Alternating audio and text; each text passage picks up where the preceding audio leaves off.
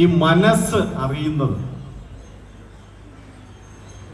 ക്ലാസ്സിലാണെ കുട്ടികളോട് ചോദ്യങ്ങൾ ചോദിച്ചും അവരുടെ മറുപടികൾ കേട്ടും തെറ്റും ശരിയുമാണെങ്കിൽ അതൊക്കെ മനസ്സിലാക്കി സംശോധന ചെയ്ത് മുമ്പോട്ട് പോവുകയാണ് പതിവ്. ഇവിടെ അത് സാധ്യമല്ലാത്തത് കൊണ്ട് എങ്കിലും ആർക്കെങ്കിലുമൊക്കെ ചില ഇന്റർവെൻഷൻസ്, ഇടപെടൽ നടത്തിയാൽ എനിക്കും സന്തോഷമാണ്. ഈ മനസ്സറിയുന്നതിനെ കുറിച്ചാണ് നമ്മൾ സംസാരിച്ചു വരുന്നത്. നമ്മൾ സാധാരണ പരിചയക്കാരെയൊക്കെ കണ്ടുമുട്ടുമ്പോൾ, അതിപ്പോ ക്ഷേത്രവേദിയിലോ അല്ലെ പലചരക്ക് കടയിലോ എയർപോർട്ടിലോ എവിടെയെങ്കിലുമൊക്കെ ആവട്ടെ, നമ്മൾ പരിചയക്കാരെ കണ്ടുമുട്ടുമ്പോൾ സാധാരണ അത് ദീർഘ സംഭാഷണമാണെങ്കിലും ഹ്രസ്വ സംഭാഷണമാണെങ്കിലും ആദ്യം ചോദിക്കുന്ന ഒരു കാര്യമുണ്ടല്ലേ, അതാർക്കെങ്കിലും ഒന്ന് പറയാമോ? ചൂടൊറക്കെ പറഞ്ഞു. സുഖമാണ്.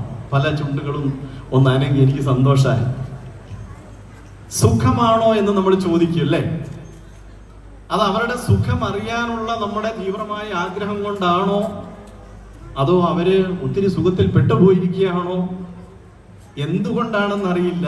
ഈ ചോദ്യം നമ്മളിങ്ങനെ ആവർത്തിച്ചുകൊണ്ടിരിക്കുക. എന്റെ ഒരു സംശയം, വാസ്തവത്തിൽ എന്താണ് ഈ സുഖം?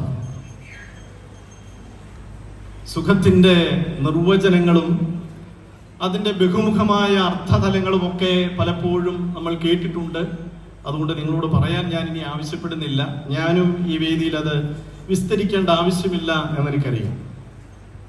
കഴിഞ്ഞ ദിവസം കോട്ടയത്ത് വച്ച് എനിക്കൊരു ബാലസാഹിത്യ പുരസ്കാരം ലഭിച്ച വേദിയിൽ മലയാളത്തിലെ തലപ്പക്കമുള്ള കവിയും ചലച്ചിത്രകാരനുമായ ശ്രീകുമാരൻ തമ്പി സാർ ഉണ്ടായിരുന്നു. സുഖത്തെ കുറിച്ച് അദ്ദേഹം അവിടെ പറഞ്ഞ ചിന്തകൾ ഇവിടെയും ആവർത്തിക്കാനാണ് എനിക്കിഷ്ടം.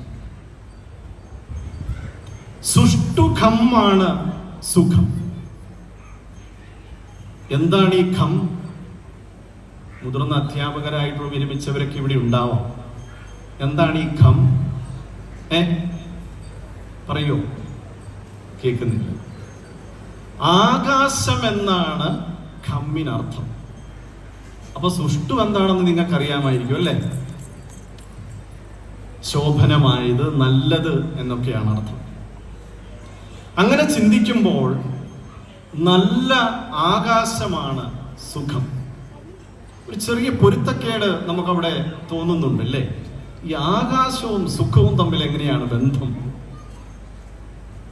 ഇവിടെ പരാമർശിക്കുന്ന ആകാശം അത് എന്റെയും നിങ്ങളുടെയും ഒക്കെ മനസ്സിനെയാണ് സൂചിപ്പിക്കുന്നത്.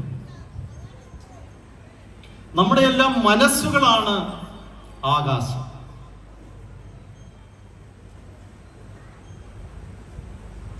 തെളിഞ്ഞ ആകാശമാകണം മനസ്സ് എന്ന് പറയാറുണ്ട്. അപ്പോഴാണ് ജീവിതത്തിന്റെ വഴിത്താരകളുമൊക്കെ നമുക്ക് മുമ്പിൽ തെളിഞ്ഞ് വരിക.